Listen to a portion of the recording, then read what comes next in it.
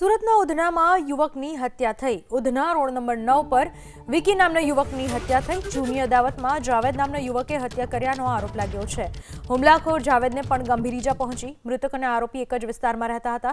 6 મહિના પહેલા જ મૃતકના પિતાની પણ હત્યા થઈ હતી।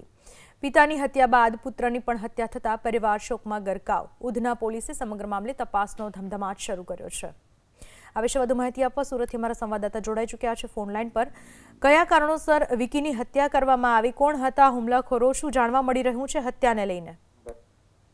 જી બિલકુલ, ઉધના વિસ્તારમાં હત્યા થઈ છે અને જે રીતે વિકી નામના યુવકની ચપ્પુના ઘા ઝીકીને હત્યા કરાઈ છે, ત્યારે પ્રથમ માહિતી મુજબ જૂની અદાવતમાં જાવેદ નામના યુવકની હત્યા કરાઈ છે એ પ્રમાણેની માહિતી મળી રહી છે। આરોપી જાવેદને પણ ગંભીર ઈજાઓ પહોંચી છે અને તે હોસ્પિટલ ખાતે ખસેડાયો છે। હત્યારા અને મૃતક એકબીજા વિસ્તારમાં રહેતા હતા અને તેઓ 6 મહિના પહેલાથી જ મૃતકના પિતાની પણ હત્યા કરી હતી એ પ્રમાણેની અત્યારે હાલ સામે આવી છે। એટલે કહી શકાય કે હત્યારાએ પિતા પુત્ર બંનેની હત્યા કરી નાખી છે। અગાઉ પિતાની હત્યા કરી હતી અને બાદમાં પુત્રની હત્યા કરી છે।